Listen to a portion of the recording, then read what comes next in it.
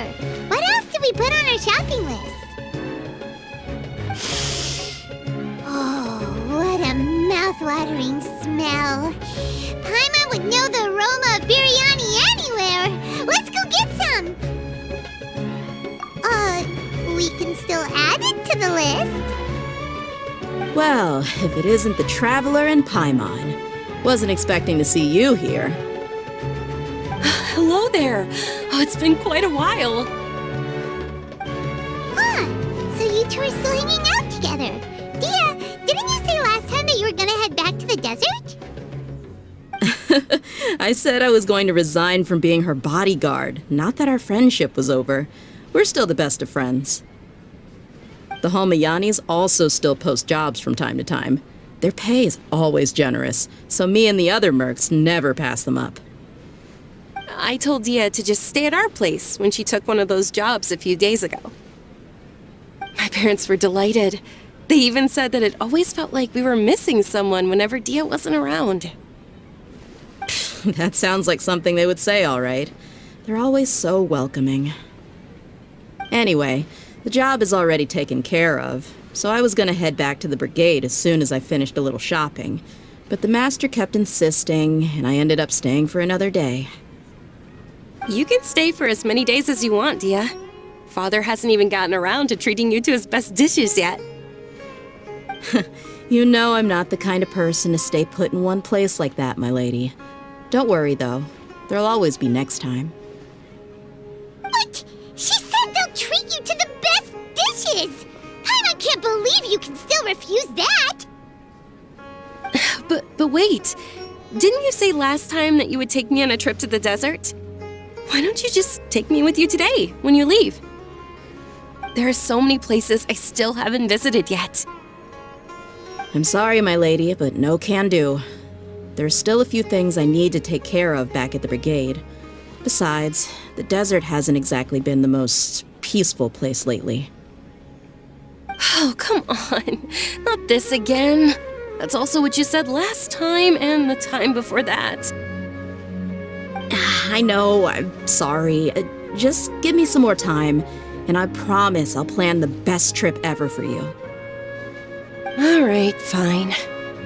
To be perfectly honest, it's not that I wanted to go, it's more like I feel like something is off about you lately. Ever since you first set foot on the estate a few days ago, you've been acting anxious and even paranoid.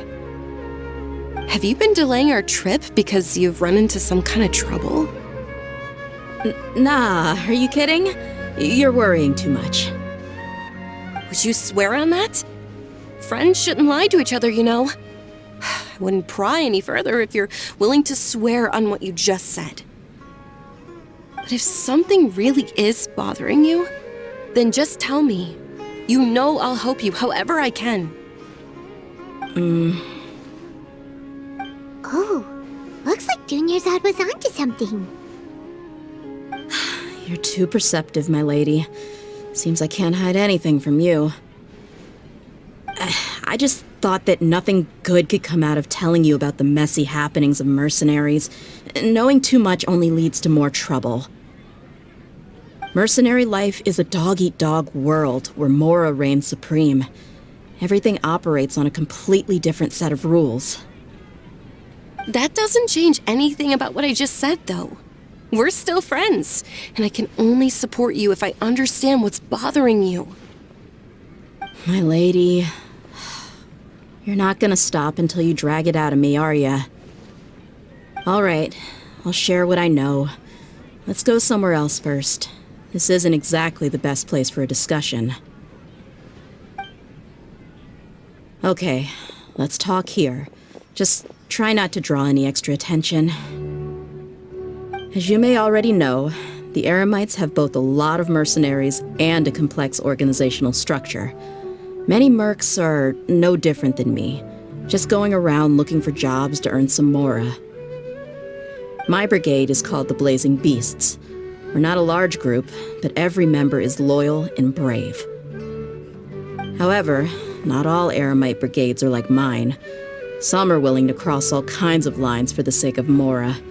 The most notorious is a faction known as Deshret's Relics. Deshret's Relics? Judging from the name, they must really look up to... Yep, you got it. I've heard that you've already crossed paths with Ain al-Akmar. They're one of the groups under the Relic's banner. Oh, you mean the group that tried to sell us the Divine Knowledge Capsule? Yeah, they weren't friendly at all. Deshret's Relics is composed of many smaller brigades like Ain al-Akmar. The Relic's headquarters issues orders to all brigades under his control. On any other day, I would want nothing to do with them. Unfortunately, though, the brigade that's stirring up trouble now is none other than Dehya al-Akmar.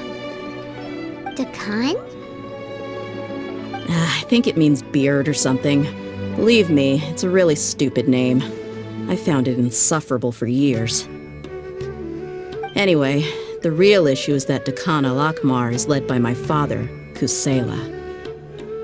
Say what now? I think I'm starting to understand your anxiety now. But what did they do? I won't go into details, my lady, but they've been involved in a lot of violent incidents. We're talking hundreds. Hundreds? Yep. The scenes tend to be quite gruesome, too. They strip the victims of all their valuables before murdering them. Not only have they targeted merchant caravans and ordinary citizens, but other mercenary brigades as well. That's beyond terrible. They won't even spare their own kind.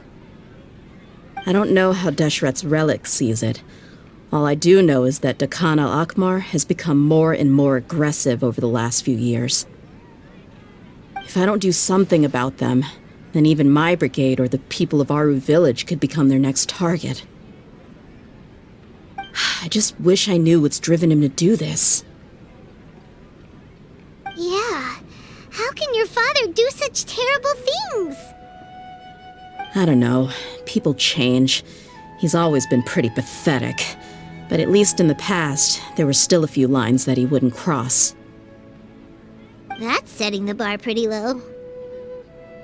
I mean, if he was even remotely decent, then why would I have to leave the brigade and cut all ties with him? He was loud and foolish, with no real sense of purpose.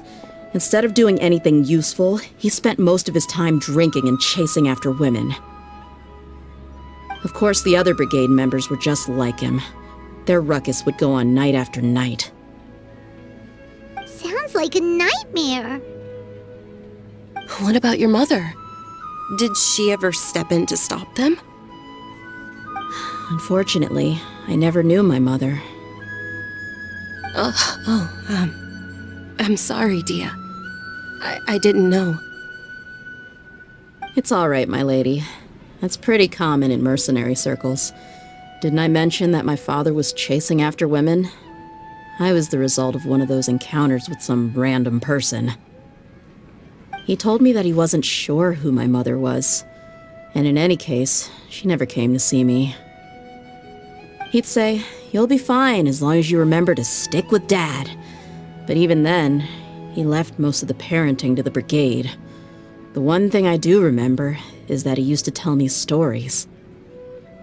But the problem was that he had terrible taste. He only knew a few stories, and even those tended to be pretty stale. They were tales of desert warriors defeating dragons in the forest, or stories of mercenaries rescuing princesses from rebel armies. Sounds like your typical fairy tales. More or less, yeah. They were interesting maybe the first or second time around, but after about 20 repeats, they started to get a little dull.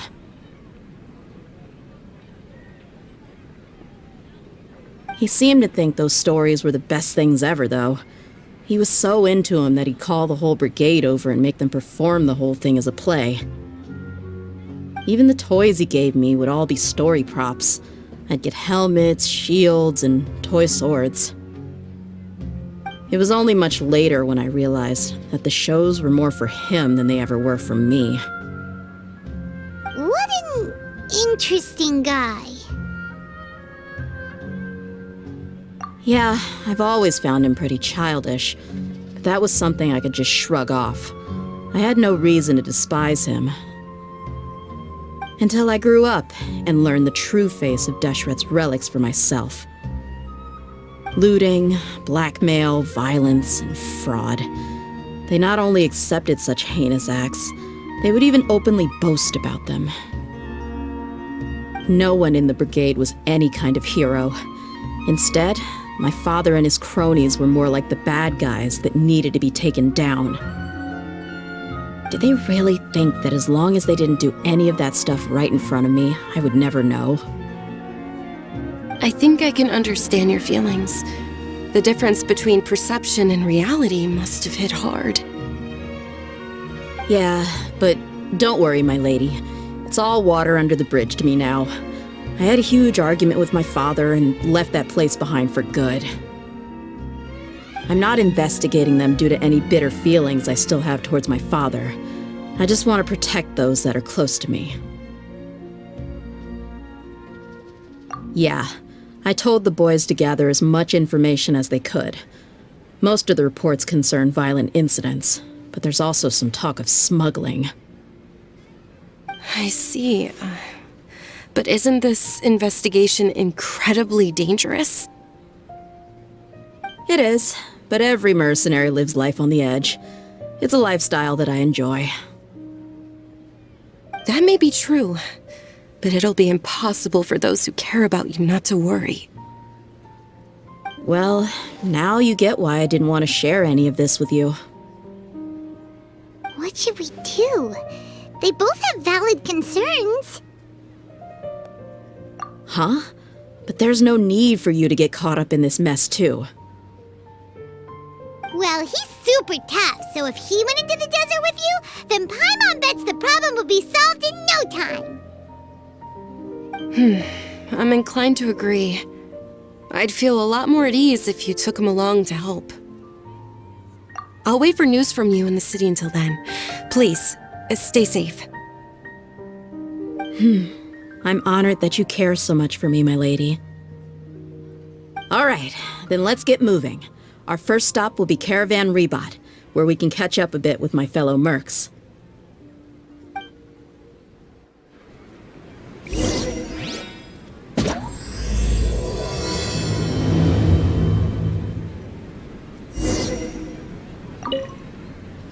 Please be careful. I'll stay in the city and wait for news from you. Just don't do anything reckless, all right?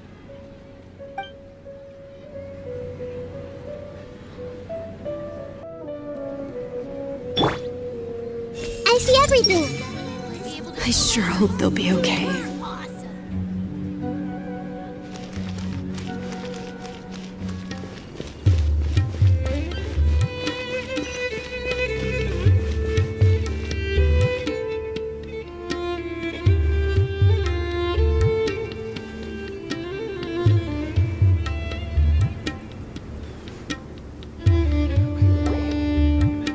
Hey, Dehya, you're back. Are these two friends of yours?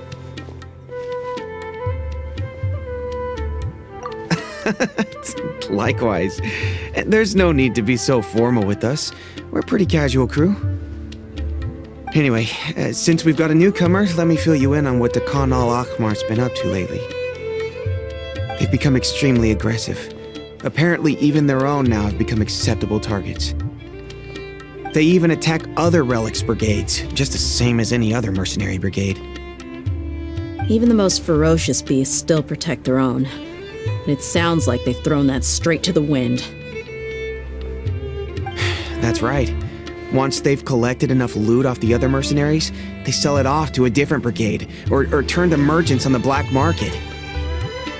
A portion of their profits is immediately exchanged for more food and weaponry to be used in their next violent operation.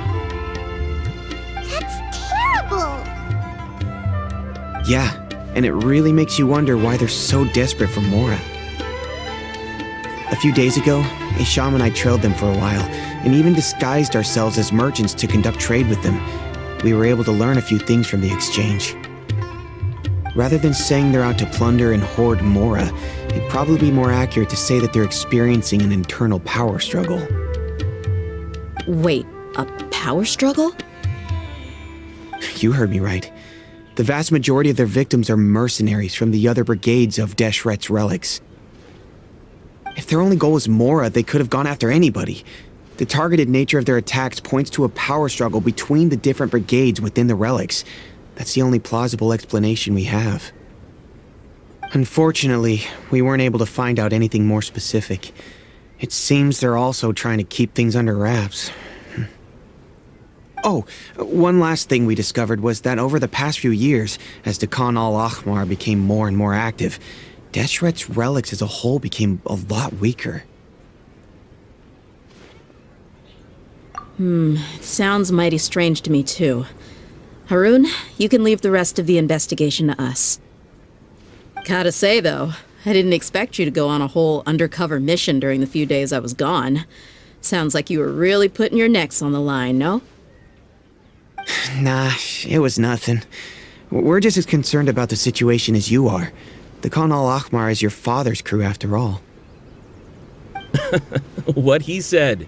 Besides, Dehya, haven't you done more dangerous things than all of us combined? What we did is nothing compared to your experiences. Yeah. And while they went to talk with Dakan al-Ahmar, I took a look at the last camp they attacked. Any survivors of the attack were already long gone. There was nothing of value left in the camp.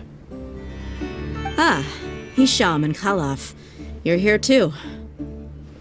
We rushed over as soon as we saw you come into Caravan Ribat.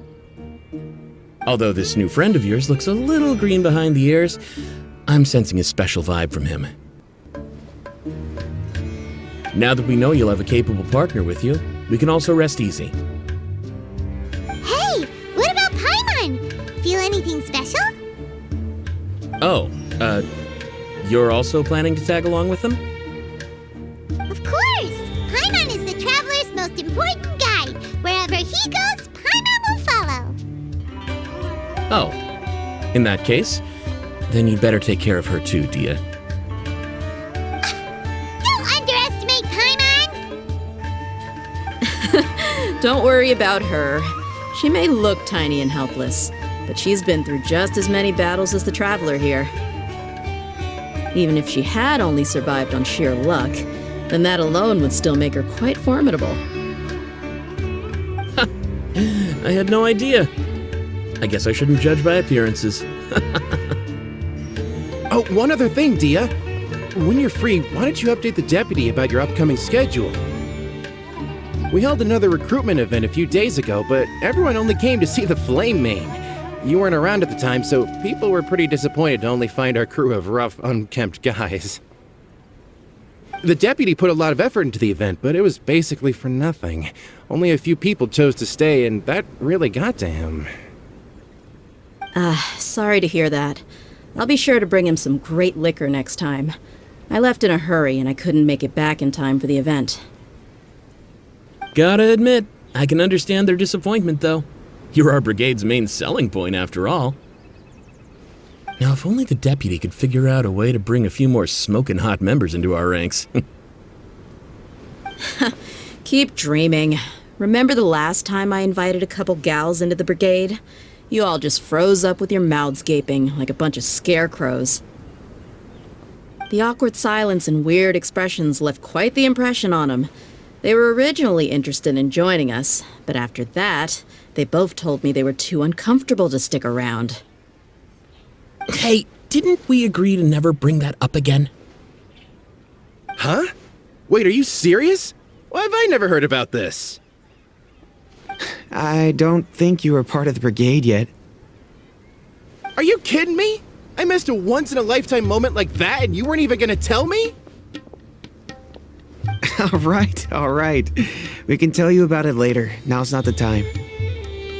Hey, don't you try to change the subject. You and Hisham get your butts over here and tell me everything right now. Are they always like this? More or less. There aren't many rules or graces when it comes to mercenaries. We're used to just speaking our minds. If someone starts getting under your skin, you just yell right back at them.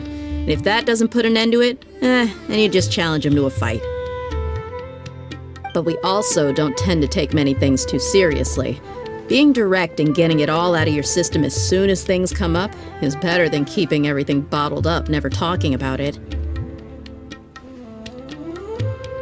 That's also why I never spare their feelings when I talk to them. If I want to laugh, I'll laugh. If I'm angry, then I'll unload on them. It's hard to stop once you get used to it. Though, I can never do that when I'm with the Homayanis.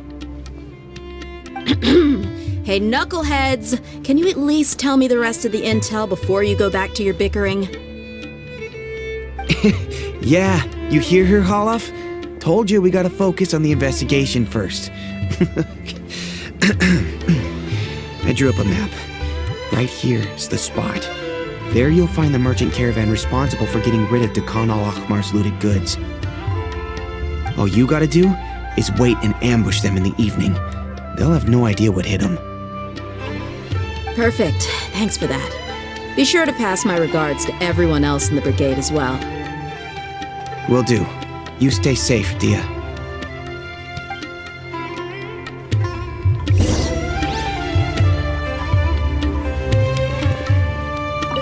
Now, like I said, the two ladies Dehya brought with her were also like super mercs. I'm talking same level as Flamemane here. Oh, you should have seen it. The aura of the two of them when they were standing together, it was incredible. I was just at a loss for words, that's all. So pathetic. Hey! Shut up! Travelers and visitors, don't miss out! Everyone hold hands! How could I have missed a moment like that?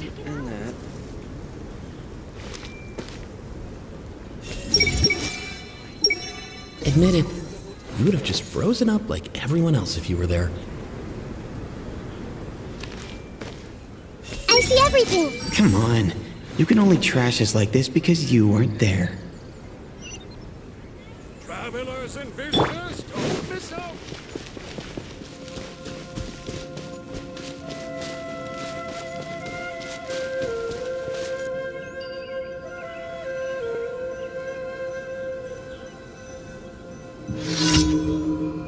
This should be the place. Let's find a spot to hide and bide our time.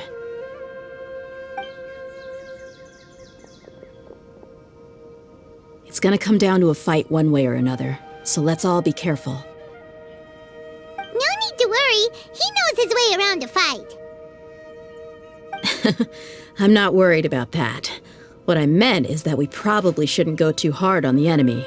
After all, we still need to get information out of them.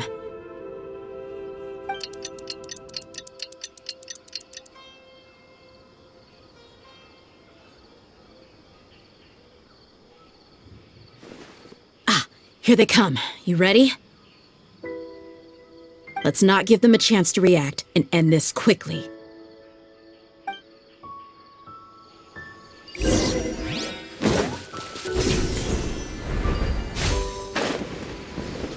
That's close enough! Buckle up! Hey! Delve into destiny! I'll be back! Beg for mercy! I'll be back!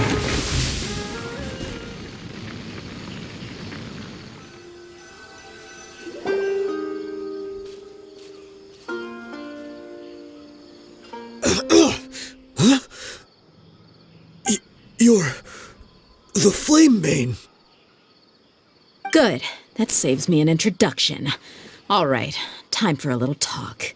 Are you buddies with Dehya al-Akhmar now? Tell me, what are they after? You know the code of being a mercenary just like everyone else. The first rule is to never divulge key information about our employer. What makes you think I'd talk? Ha! That might have worked on an amateur, but I know you're just looking to protect your reputation. Think about it, though.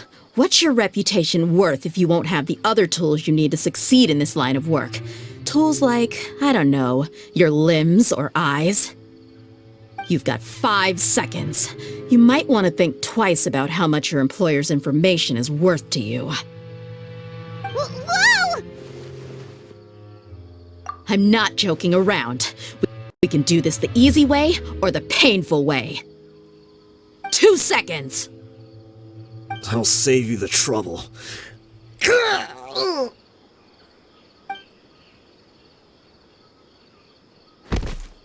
Huh?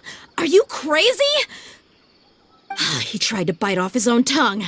Quick, search the area for any first aid supplies.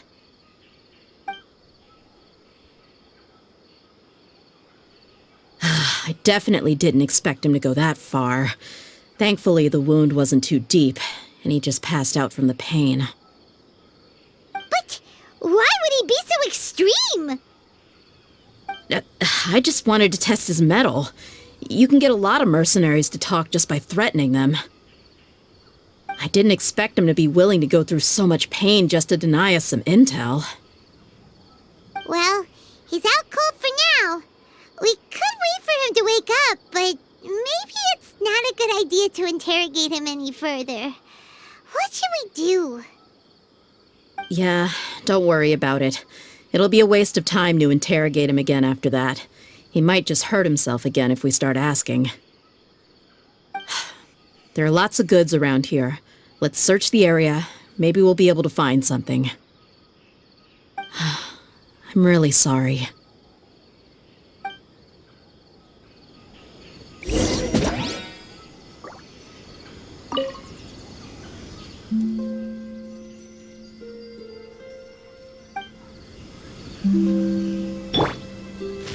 Everyone hold hands.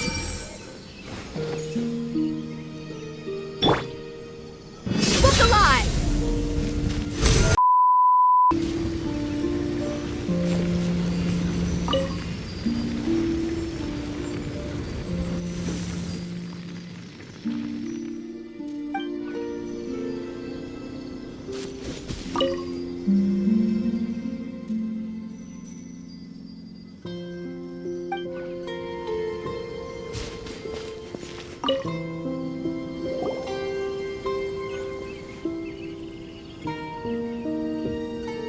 We found a piece of paper with a bunch of names on it. Maybe it's a record of something. Let me take a look. If this really is a merchant caravan, they should have a record of their transactions. Yep. I see an entry for Dakana Lakmar right here. Kusayla, Idrisi, Bashar, and Takriti. All familiar names.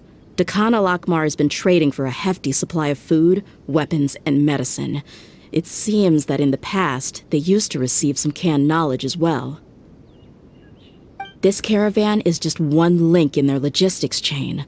Once in the rainforest, the caravan will exchange the looted goods for Mora, and the funds will then be passed to a specific person. That person will then pack the caravan full of necessary goods, which will then be brought right back to Dakana Lakmar.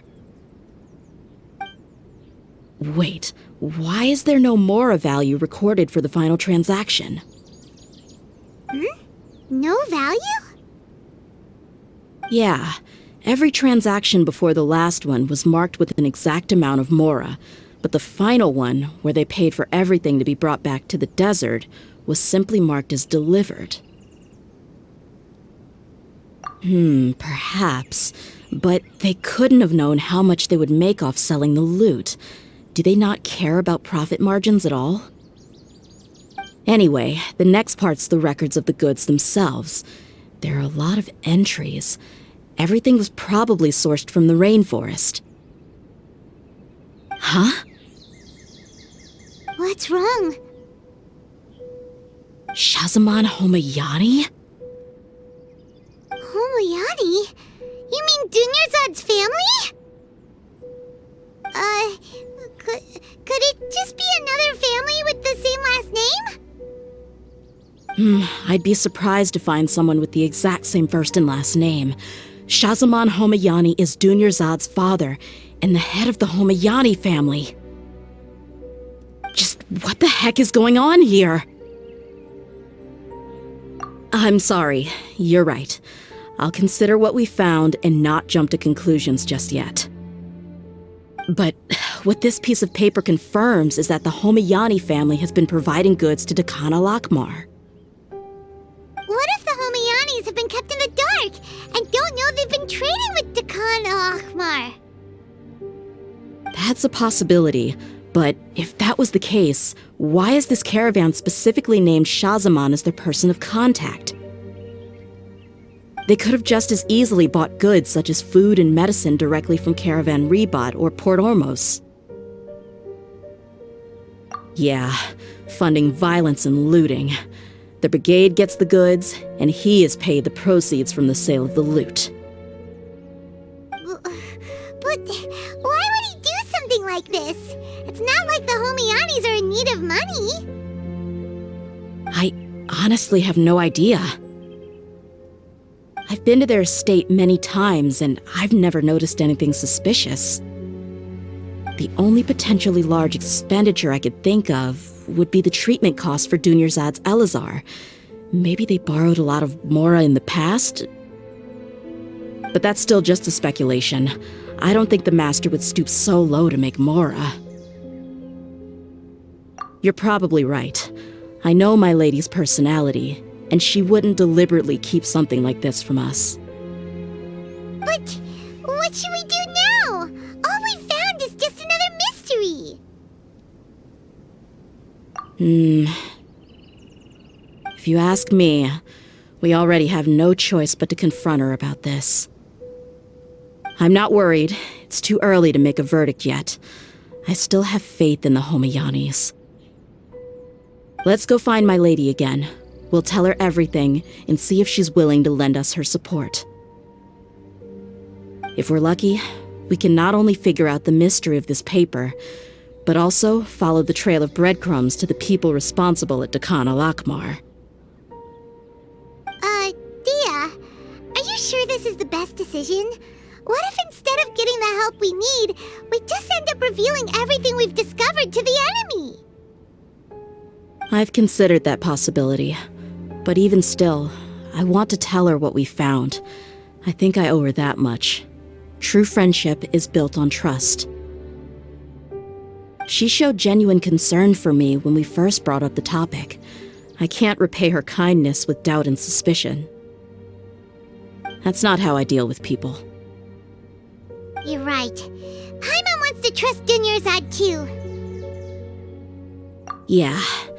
Let's pay another visit to Sumeru City.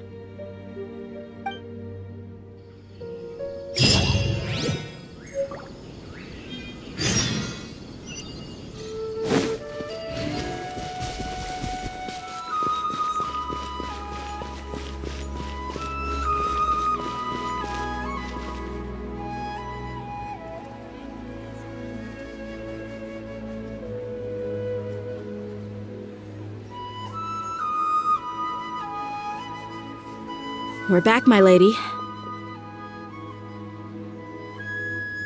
Oh, you're back a lot sooner than I expected. You mustn't have run into any trouble then. Well, how did it go? What did you come up with? Actually, we're still investigating. It's just that we've discovered something strange.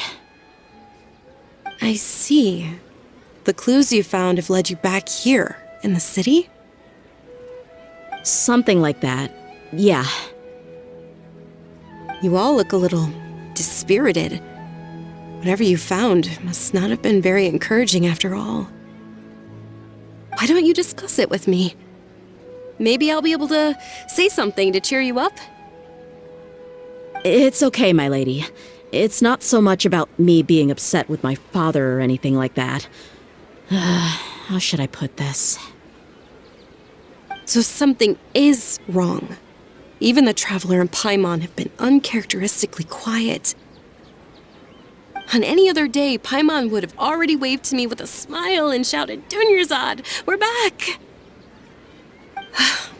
So tell me, what happened? Well? My lady, please prepare yourself for what we're going to tell you next. It concerns the Master. The Master? You mean my father? Okay, I understand. Don't worry about me. I'll listen as attentively as I can.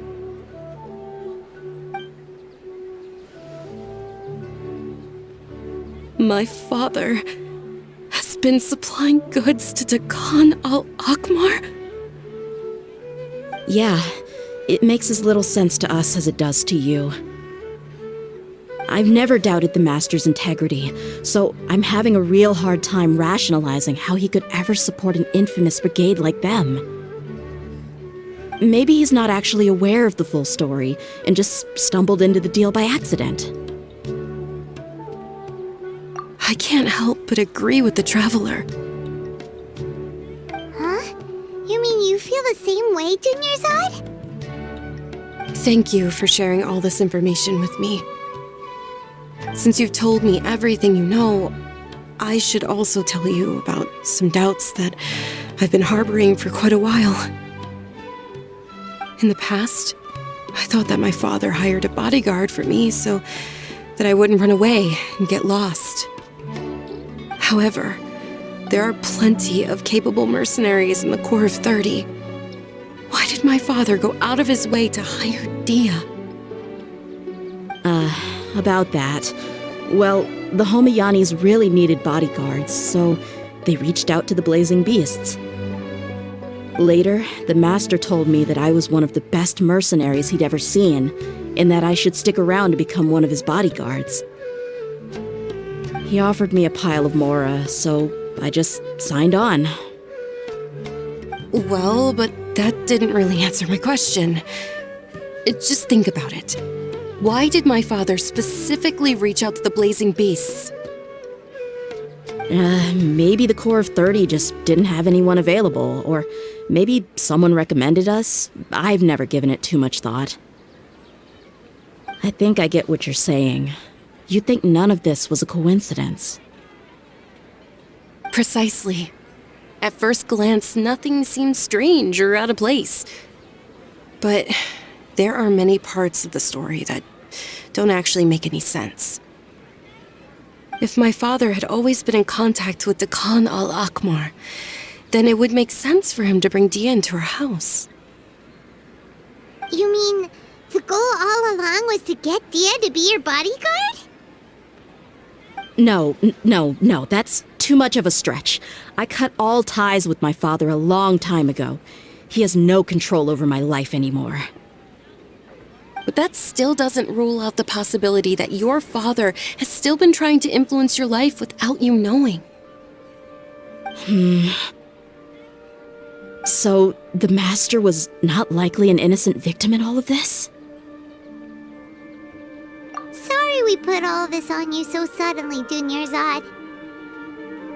It's okay, Paimon. I should actually be thanking you.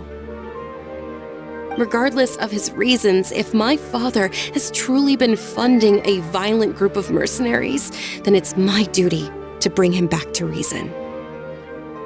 But is that really the right thing to do? My father has committed many atrocities and deserves all the punishment that he has coming to him. I have zero sympathy for him. You may call me an ungrateful child, but my feelings will remain the same. However, the Homayani family has treated me with nothing but generosity and kindness. If we decide to investigate this further, we could end up implicating the entire Homayani family. I would be biting the hand that's fed me over all these years. Dehya. It's all right, Dehya. If anyone were to ask, you could always just say that I'm the one who instructed you to get to the bottom of this. You don't have to do that, my lady. I'm not conflicted because I'm afraid of taking responsibility. Besides, you're the one we should all be worried about right now. Hey! It's still too early to give up hope! What was that thing about friendship again?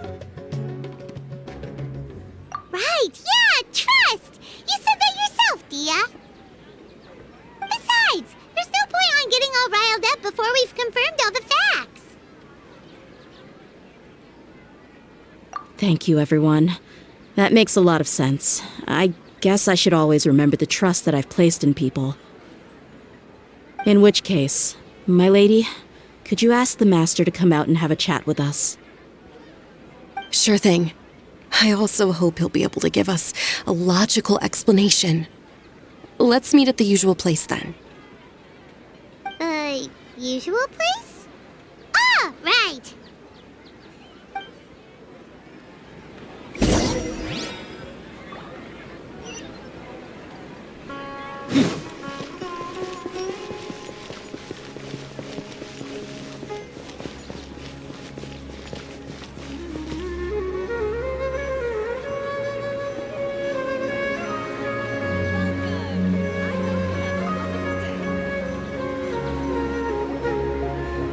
Thank you for coming, sir.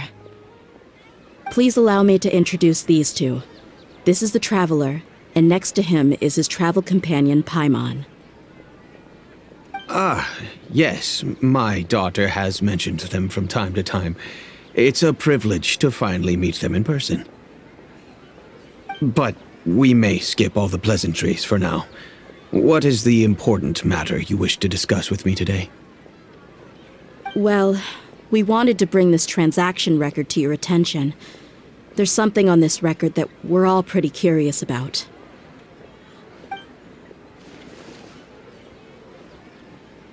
So, that's what you found? Huh. Seems like I can't keep everything from you much longer.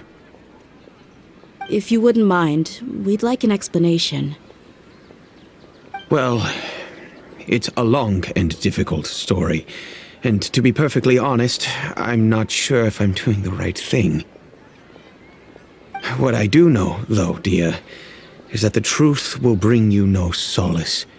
If anything, it will likely cause you a great amount of anguish. Wait, me? Yes, I understand perfectly why you came to see me. And I am touched by your collective commitment to do the right thing.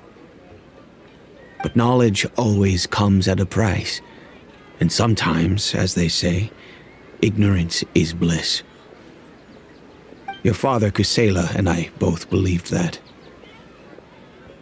Of course, you have the right to seek and learn the truth, but I must warn you. The facts of this matter may reduce everything you've built for yourself into sand, blowing in the wind. If you must proceed, then Kusayla's heartfelt efforts will also fade into the wind like a fleeting mirage. His heartfelt efforts? I'm sorry, sir, but I'm not sure I follow. I've made it this far in life without a single drop of my father's support. I have my own ideals and ways of looking at the world, as well as people and causes that I've chosen to cherish and fight for. None of these things have anything to do with him. I came here today to support you as the head of the Homayani family. No warning will change my stance on that. I understand. Then let me tell you a little story. Our family once needed to take a trip to the desert when Dunyarzad was just a baby. Along the way, we were attacked by bandits. They had superior numbers and quickly overpowered our bodyguards. When all seemed lost, a group of passerby eremites lent us their support. Those eremites were Kusayla's brigade, Dehya al-Ahmar. Kusayla's men told me that the attackers were Eremite mercenaries, just like themselves. I was shocked. Why would Dehya al-Ahmar go so far to save us and not spare the fellow Eremites? Kusayla was grinning and walked over to play with baby Dunyarzad. She was startled by his unfamiliar face and nearly started crying. Really? I never knew. He said that he had no particular reason to help us. He just took pity on us because he had a daughter about the same age. We started talking about our children, and I sensed that he was a devoted father. To repay his kindness, I hired his brigade to help out at our estate for a time, and offered everyone generous remuneration. So, that's what happened. It was many years before I saw him again. I almost didn't recognize him the next time he came knocking on my door. The man I knew to be strong and healthy had been reduced to a shell of himself. He couldn't even walk anymore without his cane. So, what happened to him? He was perfectly fine when I left the brigade. I'm not too sure myself. The only thing that didn't change was his cheery disposition. He said there was absolutely nothing to worry about and that he had gotten into a fight. That was all. He then suddenly asked me if Dunyarzad, now that she had grown, would need a bodyguard of her own. At the time, Dunyarzad was going through a particularly severe bout of her Elazar. There was no need for her to have a bodyguard when she could barely leave the house. But he kept coming back to the topic. Come on, it never hurts to be safe. How do you know a bodyguard won't come in handy one day? I was completely lost at first, until he recommended the Blazing Beasts, and in particular, a mercenary named Dehya. So he was the one who recommended Dehya to you. Indeed.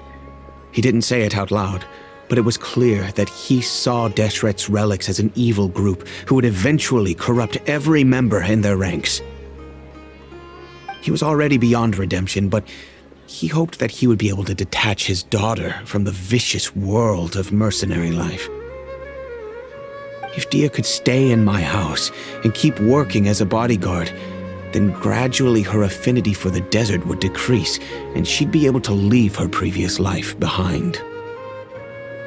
And that's why you offered her such generous compensation? Yes, but not just because of that. From the moment that he asked me for that favor, I also began to see Dehya as my own daughter. And that's also why I tried to persuade you to stay when you asked for permission to leave. I was willing to spend however much it took. Kusayla saved my daughter and I all those years ago in the desert. I could never refuse him entrusting his daughter to me. He was always like that, acting like he's oh so smart and self-righteous. Kusayla said that he'd reimburse me for a portion of Dehya's fees. I refused to take any mora from him, but he'd always sent me funds anyway. Eventually, I just accepted them as a token of his gratitude, and that went on for a while until I received another letter from him a few years ago. The letter contained a request to help him buy food, weapons, medicine, and even explosive materials. Wait! Isn't that around the time that Dehya al-Ahmar started becoming more aggressive? That's right. When I started to hear some nasty rumors, I became wary. I wanted to meet him face to face to discuss things. But by then, he was no longer receptive to my requests to talk. If I had to guess, it's probably because he doesn't want to put Dehya at risk. That thought occurred to me as well. I figured that he probably came to me for help because he had nobody else to turn to. After some deliberation, I decided to send him some food and medicine. I turned down all his requests for explosives and weaponry. I am aware that even such a reduced gesture of support could lead to others coming to harm, but I could not simply reject his plea for help. In the end, it probably was the wrong decision. I plugged my ears to the rumors and just chose a solution that made me feel least guilty about myself. If you can, please tell me where he is now. None of the things he's doing right now make any sense if he's just trying to keep me from getting tangled up in his world. If all he wants to do is steer clear of me, then maybe he shouldn't have brought me into this world in the first place. Oh no, Dehya, I'm just angry because I can't wrap my head around any of his actions. I don't know. I really don't know. I don't think I can do it. But I guess you do have a point. We haven't uncovered the whole truth yet. We still need to figure out his exact actions and reasoning for these last few years. I'll do my best to help. Of course, anything between the two of you would need to be resolved between you and him alone.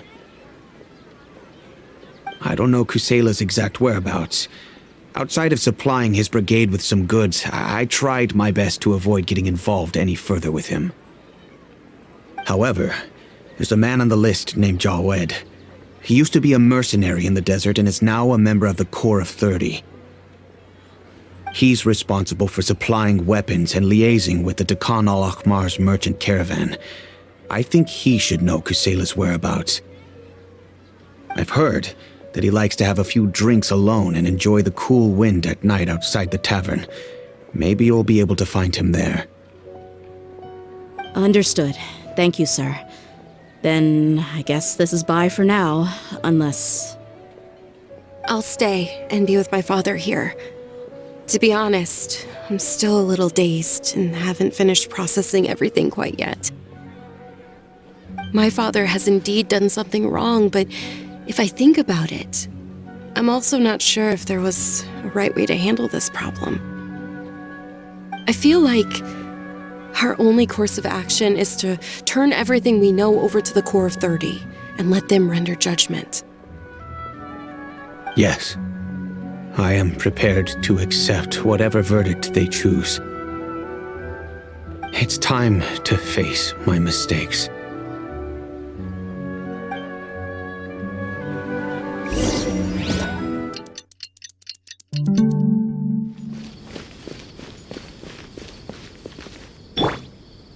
I see everything. That's the good stuff. Nothing tastes better.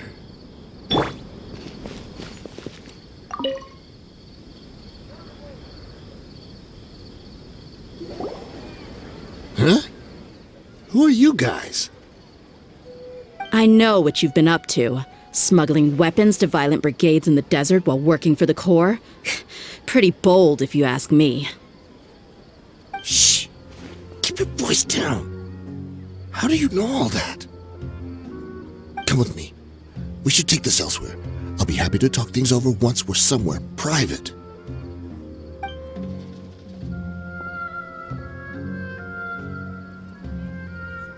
This place should do. Alright, back to my question. How did you all know about me? Don't worry about that for now. You know what kind of punishment you'll face once we report you to the Corps, I assume. Wait, there's no need to jump the gun.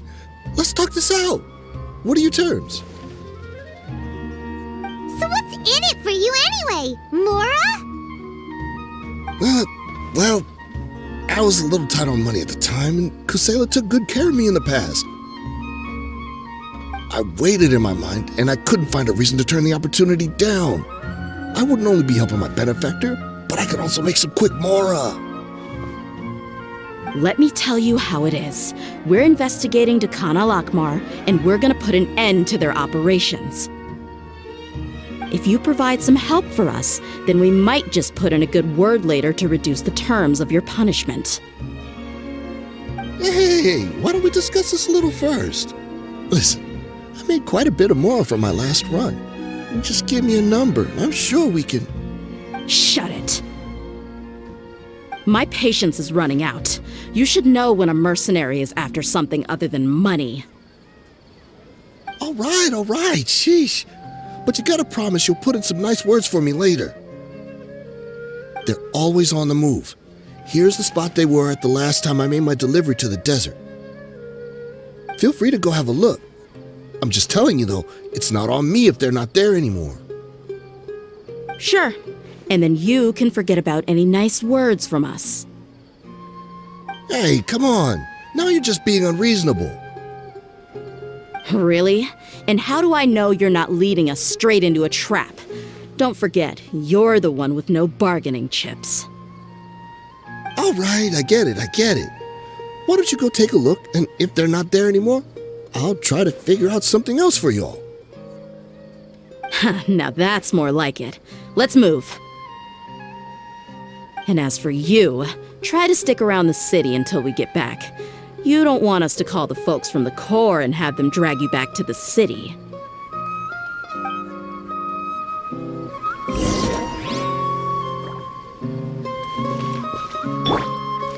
Everyone hold him. Just my luck. How did I get caught by her of all people? Don't worry. I'm not going anywhere.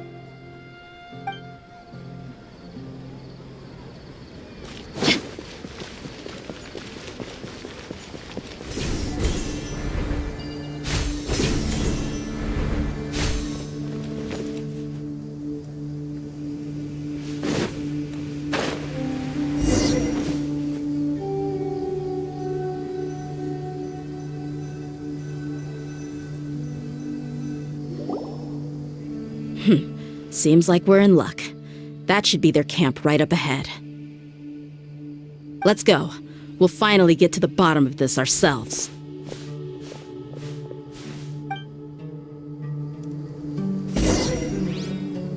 I'm here to see Kusayla. Tell him to get out here. Why are you here? Hey!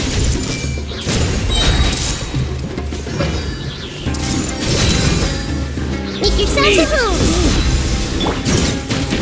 I'll take my leave.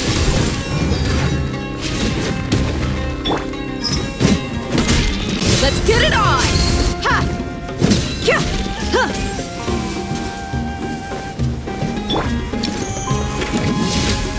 Haven't you all done enough? Oh, so are you also here to stop us? Stay out of this. It's got nothing to do with you.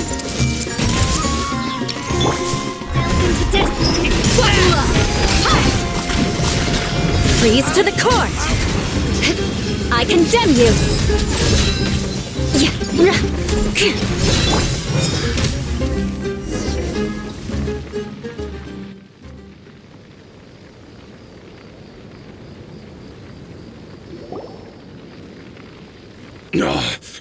She's so strong. Enough fighting. We all know each other, and I don't want to take things too far. Just bring Kusayla to me. There's no use hiding him anymore. Did you understand a single word I just said? Or do I need to bash your skull in some more? All right, everyone, let's all just calm down for a second. Dehya, the boss can't come out and see you anymore. He died a long time ago. What? Seems like you've been out of the loop for a while. Guess that's for the best, though.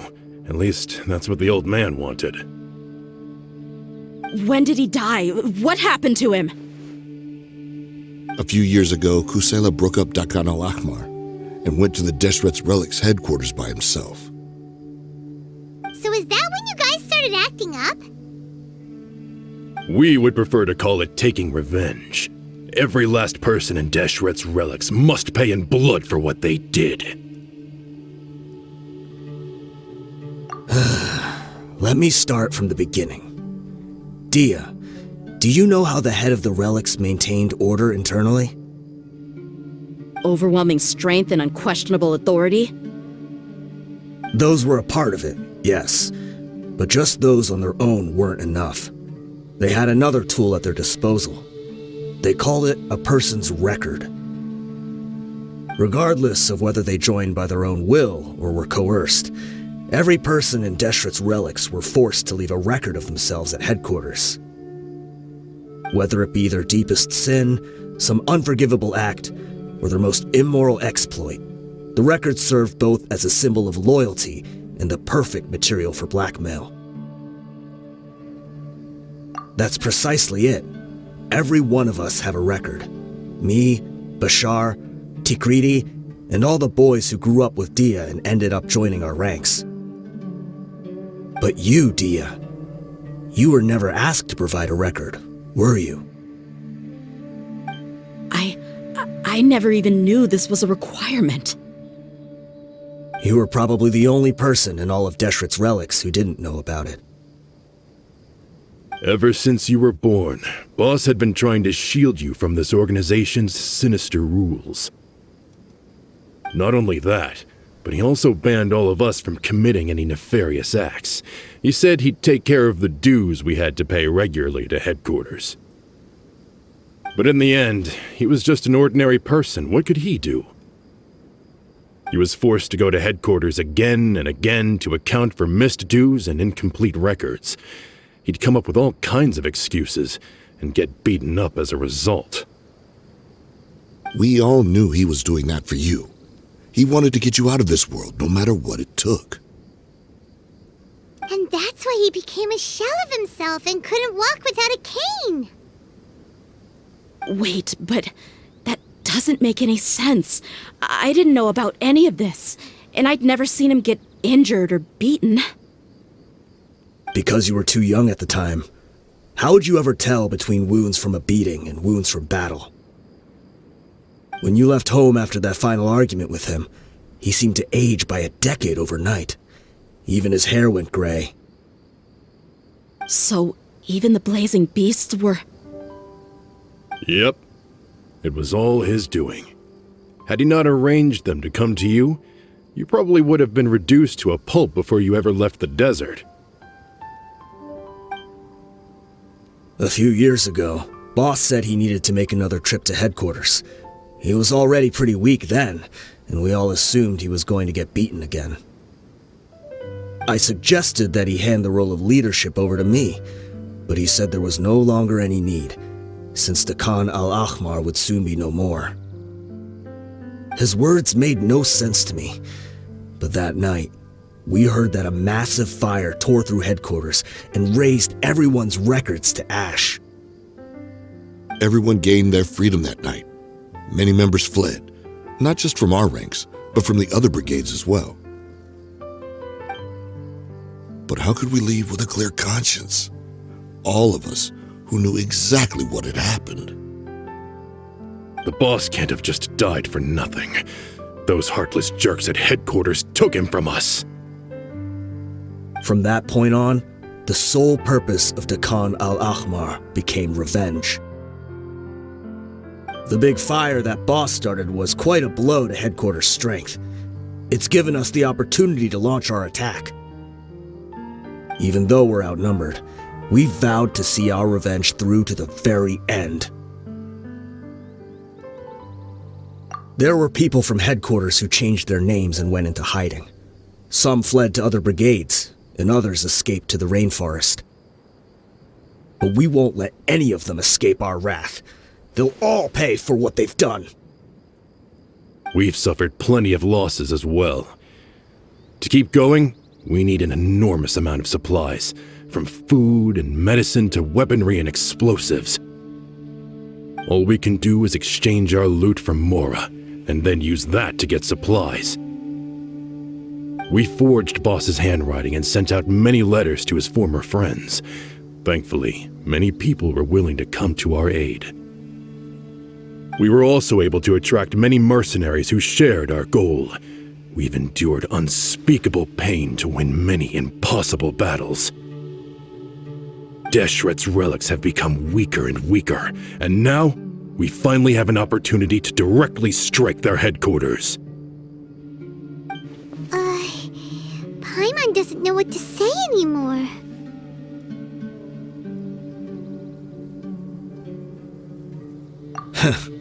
We do know right from wrong, but we were sinners from the very beginning. We do not deserve the freedom that the boss won for us with his life.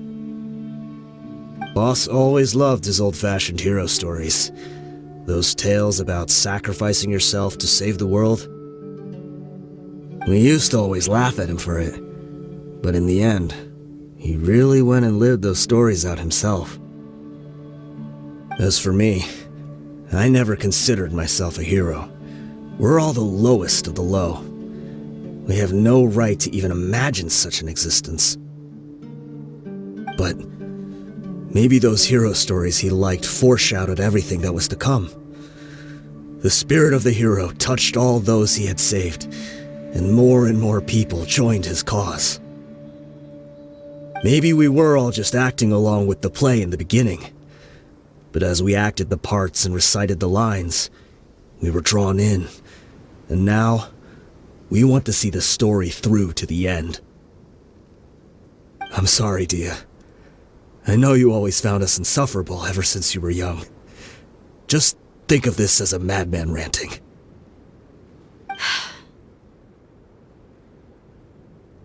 I'll go with you. Huh? Dehya? You want to go with them? I grew up with these guys, and I know they're not bad people. It's just that some situations get so bad that it's difficult to tell good from evil. All I know is that Deshret's relics must be destroyed.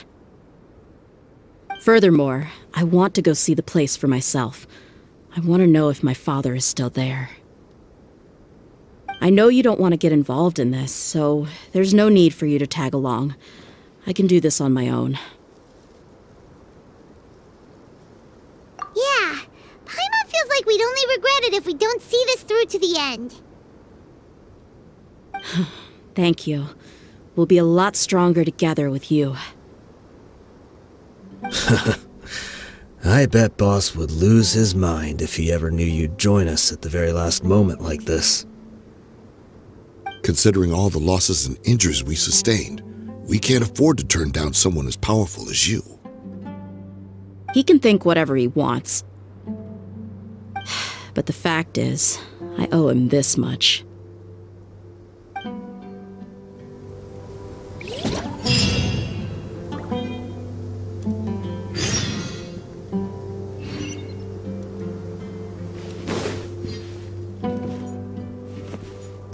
I guess it all comes down to this.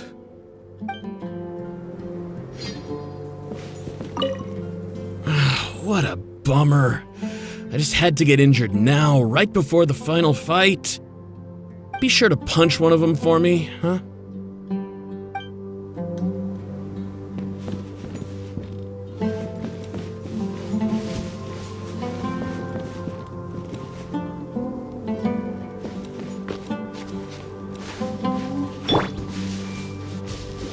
Everyone hold it. Deshret's relics are about to become history. I guess it all comes down to this. Oh, my son.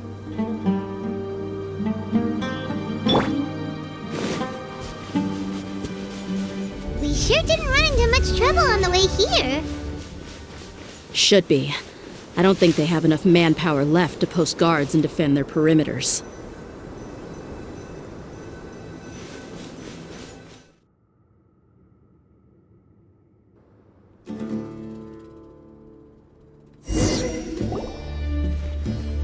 Wow.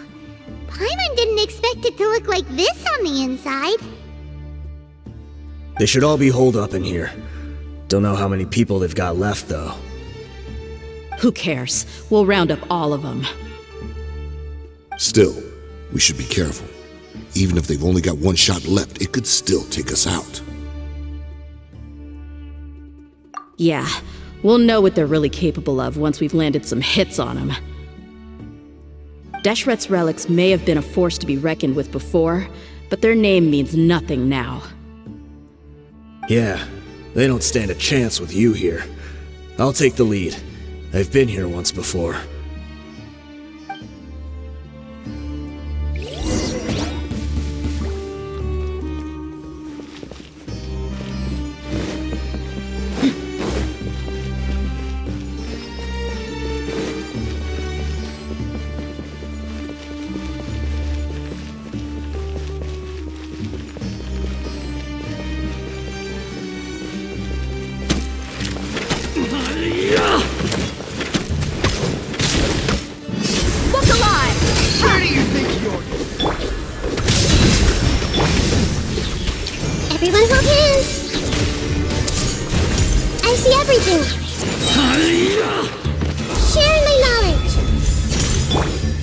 Guided by destiny. Pulverize!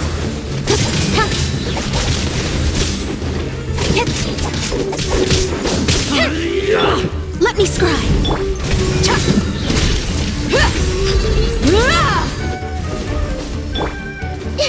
Everyone hold hands! Speed of light. With sword comes shadow. How regretful. Wakula. Shadows of fate. Hey!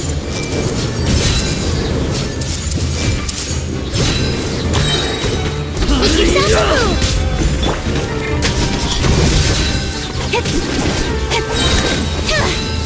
Cut to the chase.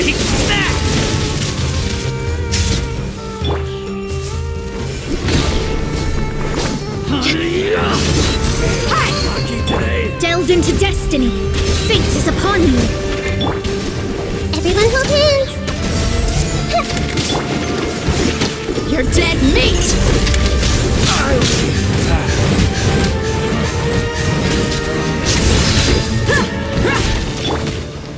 I see everything! Sharing my knowledge! I'm getting sick. Don't blink. Hey! Got lucky that time.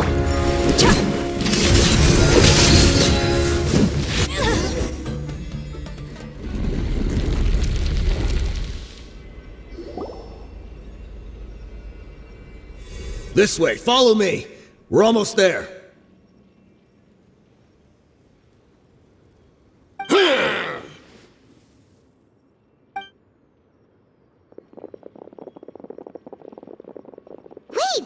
They went charging ahead without checking for any traps! Hey, you guys okay? It seems like we just got trapped in here. Don't think we triggered anything else. Watch out, the enemy's coming from ahead. Well, now that things have come to this, seems we'll have to fight our way through. Don't worry about us. We knew something like this could happen. Go and take a look around. There could still be another way through. Let's go! We can't let the boss down! Let's check if there's another way! The sooner we can make it through to help them, the better! Let's see. I think I see a way through over there, but it's being blocked by something. Let's try our luck with that mechanism. Okay, let's go!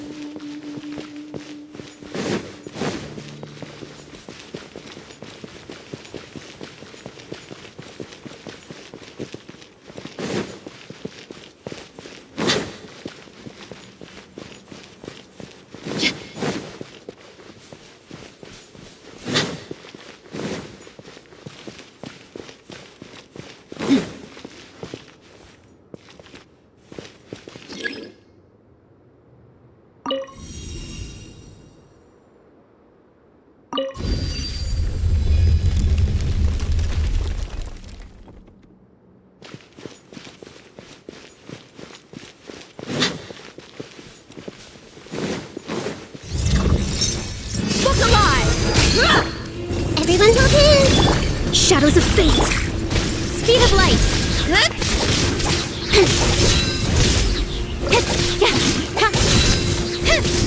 With sword comes shadow.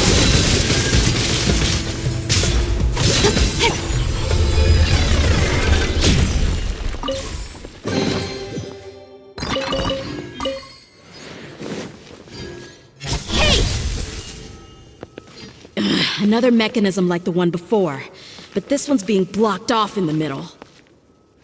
We just need to adjust it a little.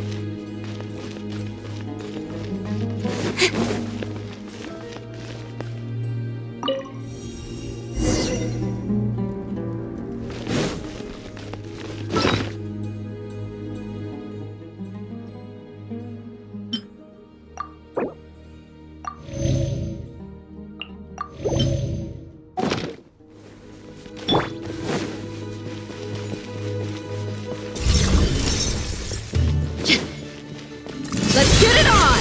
Hey! Hey! The Temple of Wisdom! I see everything!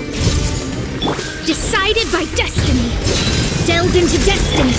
Gloves off!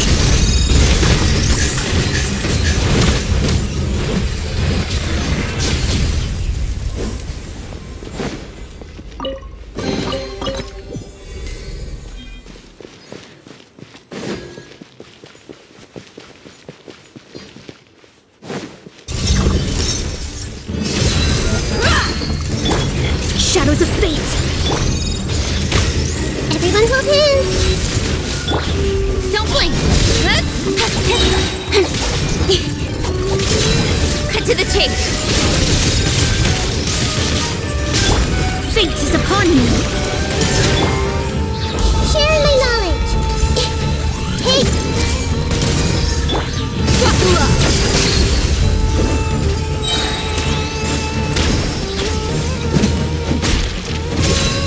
Yeah!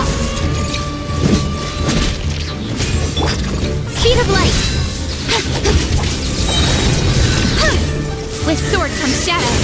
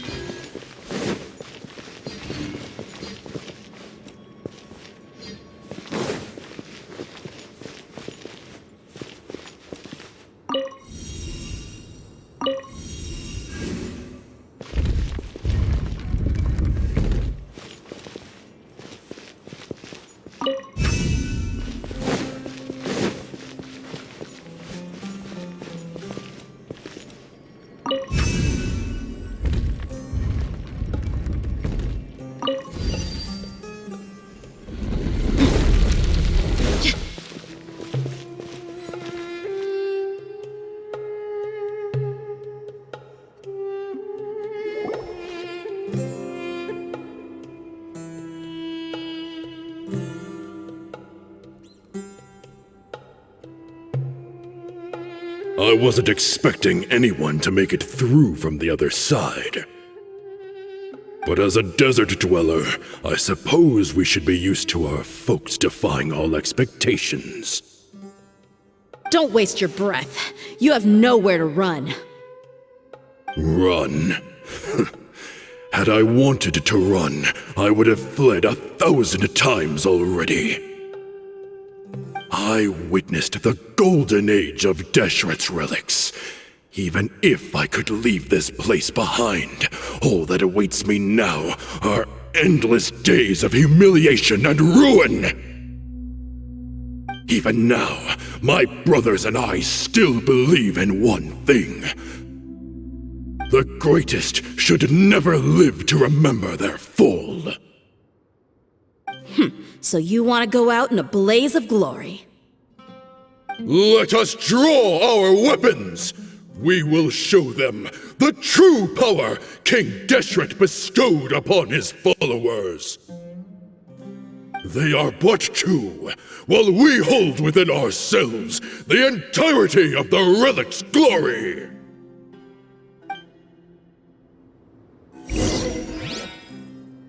Wave 1, charge! Eliminate them! I see everything! Everyone hold hands! Hi! Delved into destiny! Where do you think you're... Incoming! Outlaw of the jungle! Speed of light! Hey!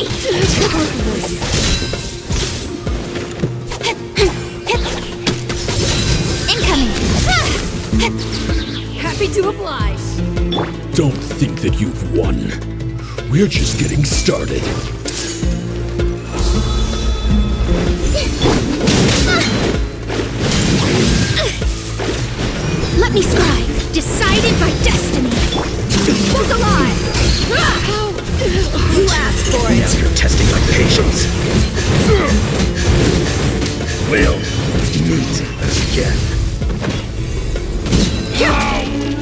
King Deshret will not abandon any one of his followers.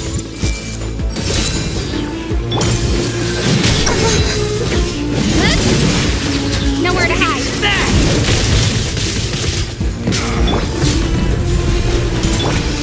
Let's get it on! I'm barely not. Everyone hold hands. Shadows of fate, written in the stars. Gloves off. Regret.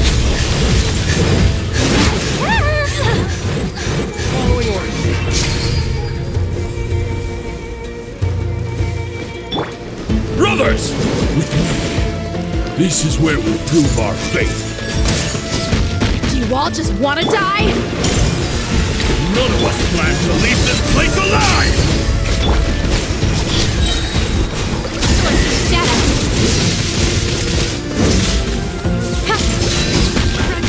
Don't blink! Lord of Sand, your sacrifice is ready. Where do you think you're going?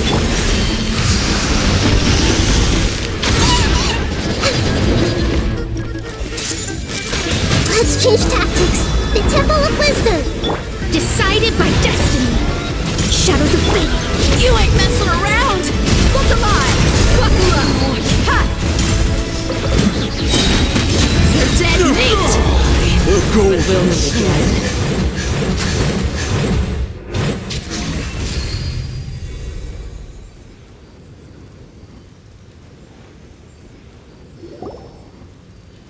The commander has finally fallen. But they're still coming at us. This place is like a gladiator's ring. They just keep coming no matter how many we beat. Yes, keep fighting! There's no need to fear, and no need to back down! This is our last stand! When the next wave comes, try to draw away their attacks.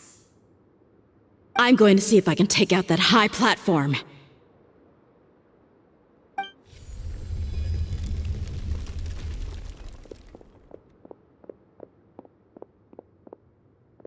Get out of my way! Come and face me, Michel! Ugh, so they've broken through the front as well. Apologies, Lord Michal. They fight like absolute madmen! No matter how much we throw at them, they just keep coming for more!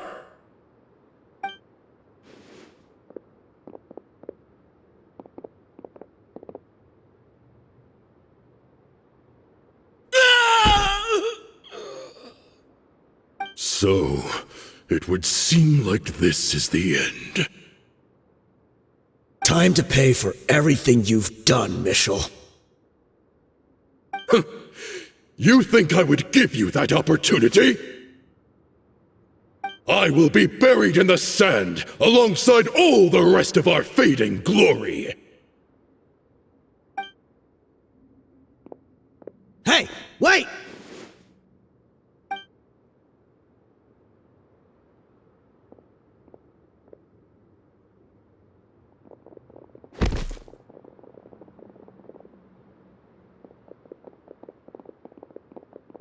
We were too late. It's over. There's no more need to fight. But if you're still going to cling on to your so-called mercenary's pride, then I'll give you all a good beating as well.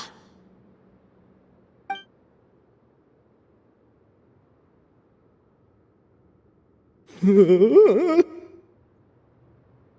Dehya! I found the mechanism. I'll get you all back up here right away.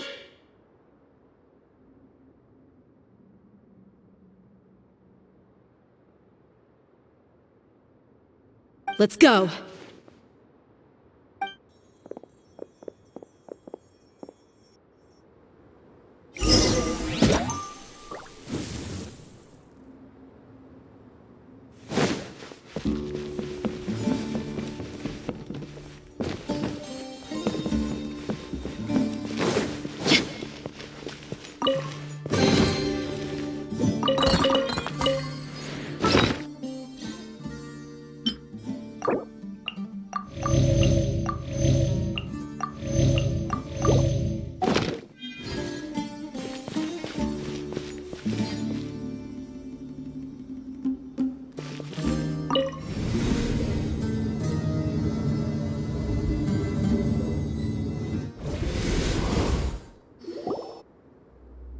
are you filthy rats? And why are you always pestering us?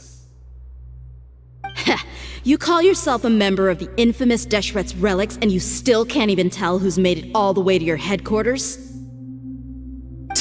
Who knows what intent a bunch of rats may have?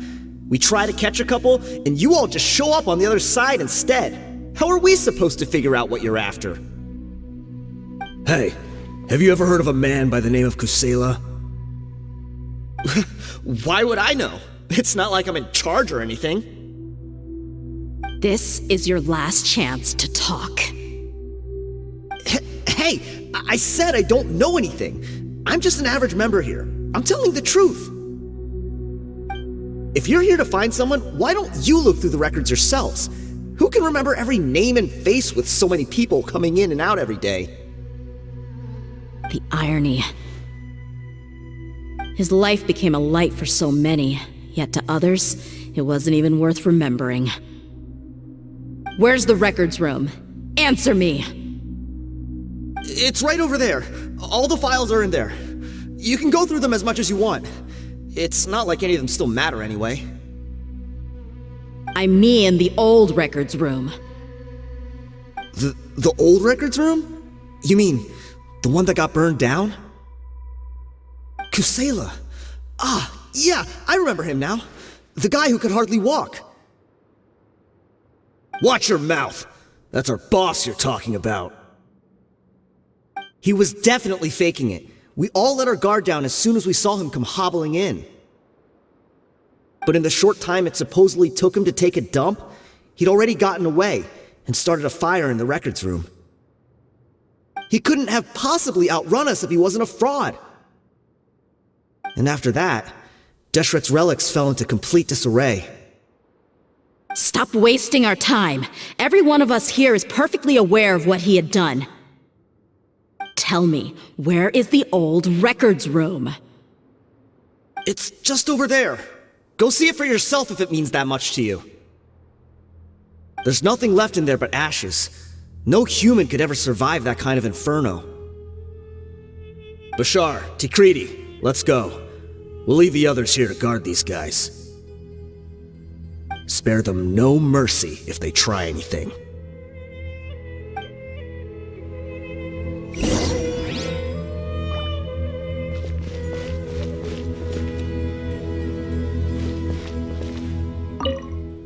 I've already told you everything I know. Can't you just leave me alone?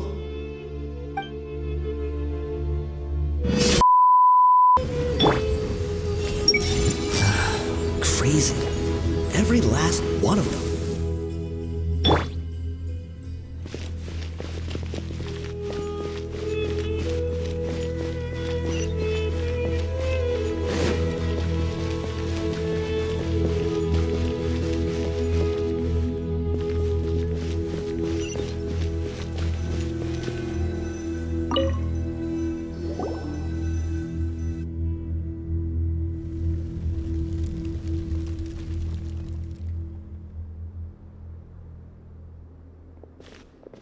So, this was his final destination.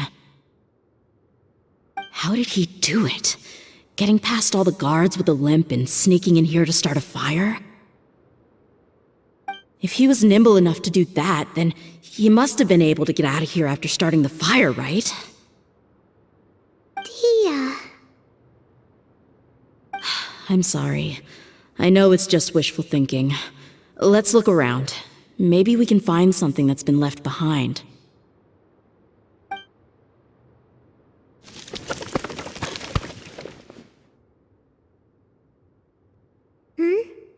Is this a cane? It must be the one that Dehya's father used.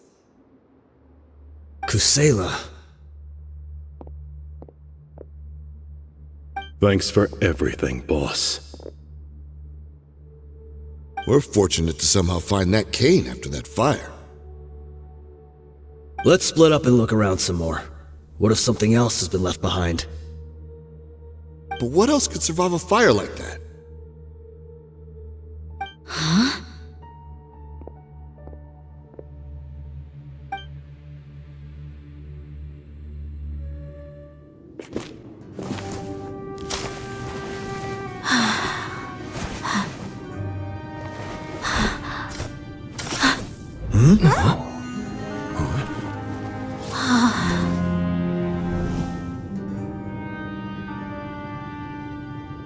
Thought so. Wait! Isn't that the toy sword you played with as a child?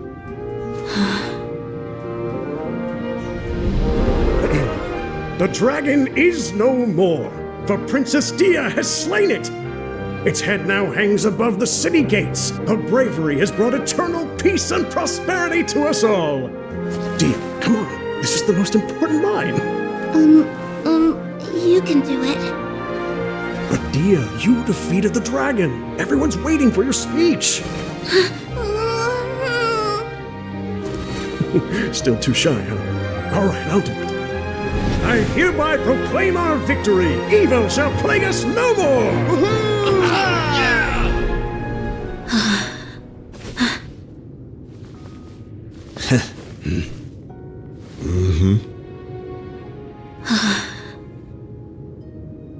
I hereby proclaim our victory. Evil shall plague us no more, Dad.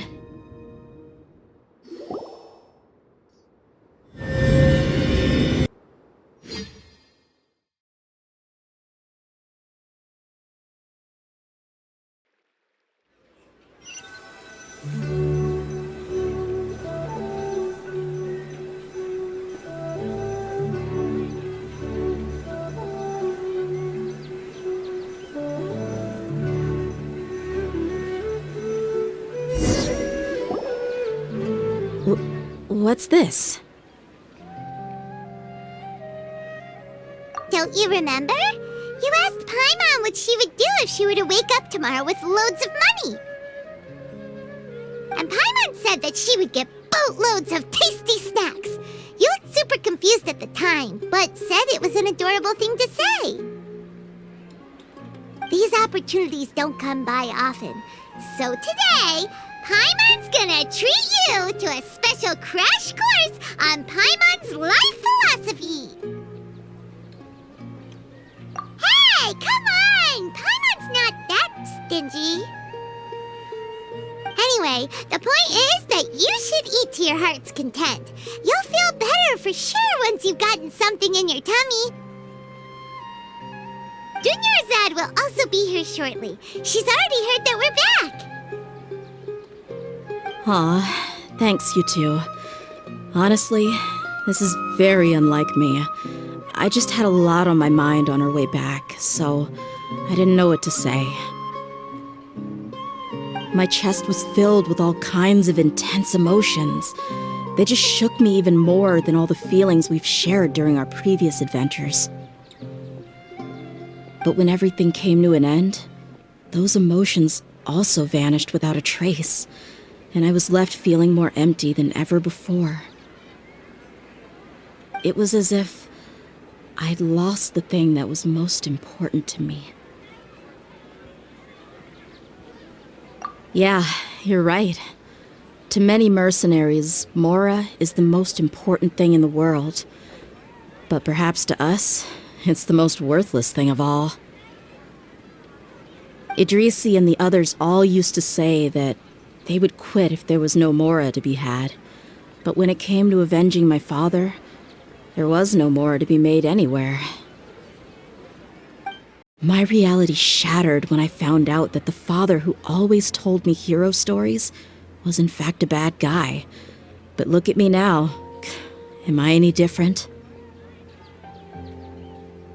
Despite all my promises about never forgiving him and never trying to understand him, I still went to such lengths to find out the truth, and nearly even shed tears for his sake. We're hypocrites, all of us. Yeah, you're right. It's just a pity that we often only recognize our true feelings after it's already too late. You're back! Are all of you all right? Ah, there she is. Yeah. Many people from the Corps of 30 came over, and I just wrapped up everything with my dad. All I can do now is wait for their verdict. Huh? Dehya, You're looking quite down again.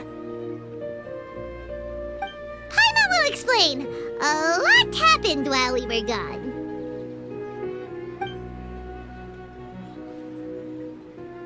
I'm sorry. I really should have controlled my emotions better. I just... It's all right, my lady. You were hurt by all of this as well. Truth be told, I'm starting to feel a little guilty watching you cry like this. But Dehya, your pain must be even worse. You shouldn't need to comfort me. Hey, don't worry about me. If anything, this whole thing has finally shown me the difference between illusion and reality. My father probably thought that people could settle into new lives as long as they moved to a new environment. That thought has even crossed my mind a few times. It's like saying, what's wrong with adapting to a new life? However, there was always something deep within my mind that refused to accept it. This impulse brought me great turmoil, and even made me feel ashamed for turning my back on your father's kindness. But now that I consider it again, it all makes sense. The desert sands are a part of who I am, and I will never be able to lead a peaceful existence. I understand how you feel. That doesn't mean I won't be making any changes to my life, though. As an example, I'm now thinking about taking on some small odd jobs. It's just like Idrisi said. I also want to catch up to my father and become a character in his play. Even if the ending of the story may be childish and ridiculous, it won't really matter. Isn't that neat, though? Oh, you'll be a whole new kind of mercenary, one that's not out for Mora.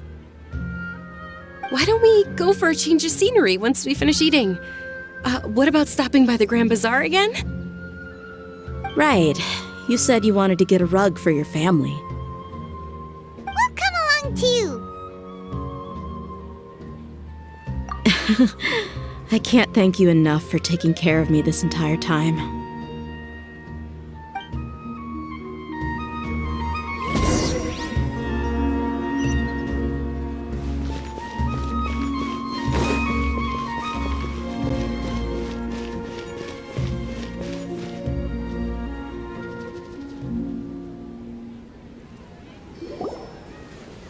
Oh, this rug here is quite something.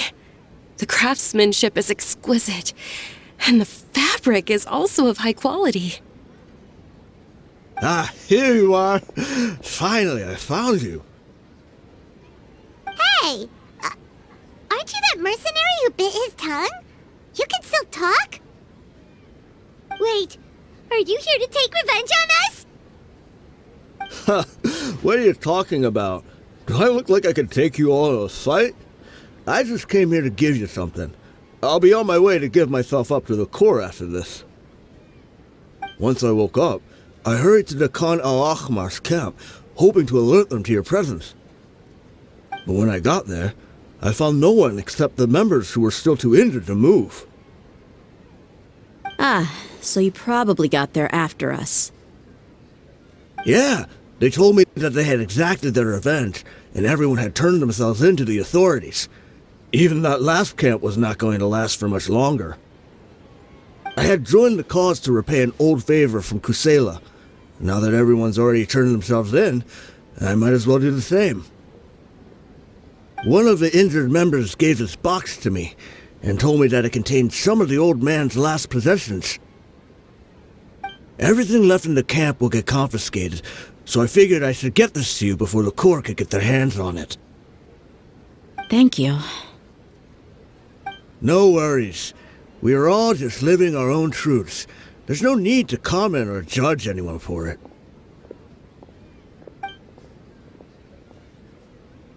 So this box contains everything that Dehya's father left behind. Huh. It feels lighter than expected.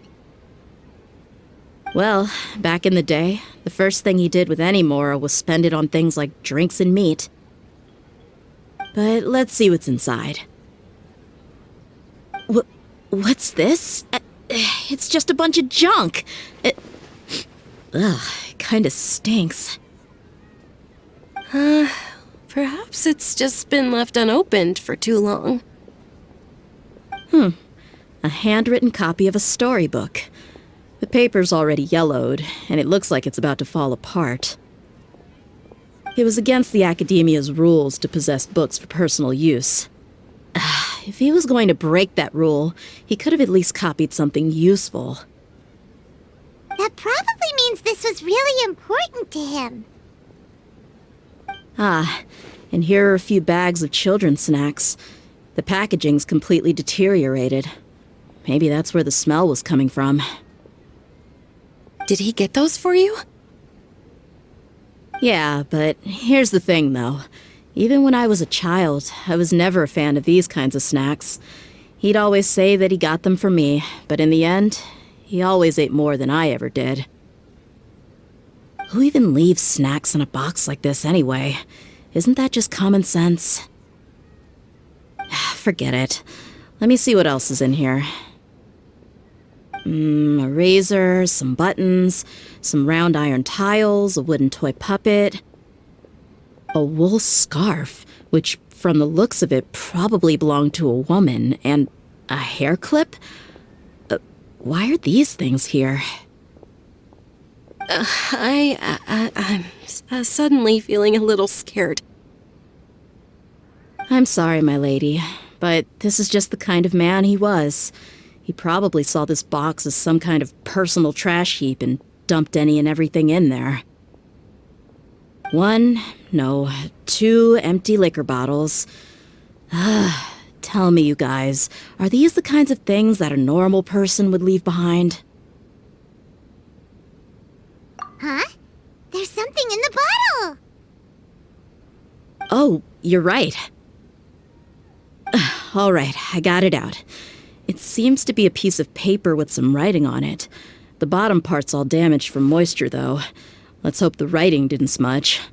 I was suddenly seized with an urge to write a letter after finishing this bottle. I just folded it up and left it in the bottle, though. If I end up forgetting about it, it won't really matter. To Dehya. It's a letter for me? It's all right. I'll just read it out. If he went to the trouble of writing a letter, there must have been some important things that he wanted to say. Or at least record down. My condition's becoming worse and worse. Can't even walk without a cane anymore, much less go out and have fun. Guess I don't have many days left. If you're reading this letter, then I suppose I'm already long gone. You were adorable as a baby. Everyone loved you. And regardless of whether you were crying or laughing, everyone enjoyed having you in the group. But once you grew a bit older, you were no longer nearly as happy or cute. It's probably Idrisi's fault. He was never up to any good. Can you believe this guy?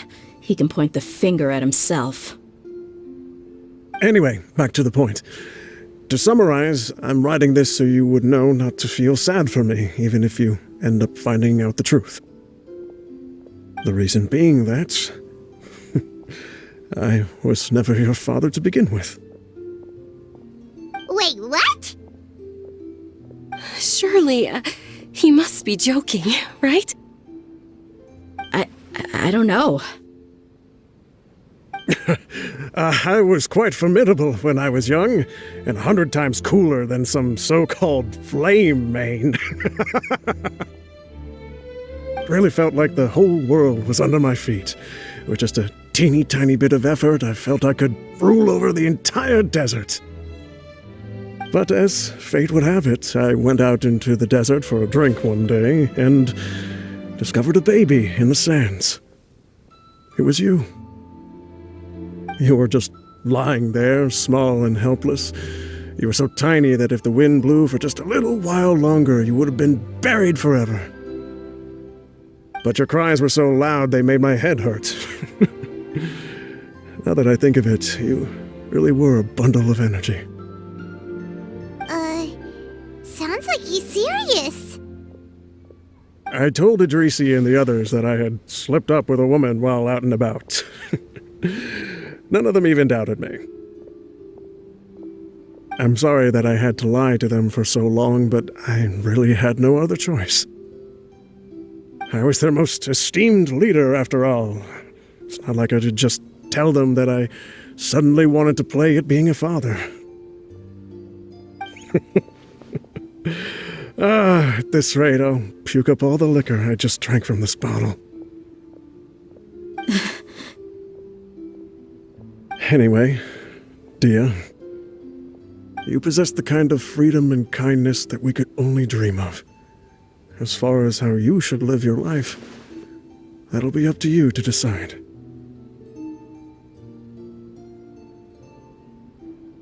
That's the end of the letter. In the end, he was still thinking of me as a little child. I suppose, or I would have suffocated under the sand a long time ago. He was a good father to you. The fact that he wasn't a blood relative doesn't change that. Yeah, it's just a pity that we had to learn the truth of everything like this. Do you already have some ideas about the decision that he wanted you to make? I do. If he first found me alone in the sands, then I want to try my hand at finding the person who abandoned me. I just have one wish, to tell them a story. That there once existed a childish and foolish jerk with a heart of gold. And that only under his care was I able to grow and mature into the person I am today. If you end up finding any leads, can you share them with us? We go on adventures all the time. Maybe we'll be able to find some information for you.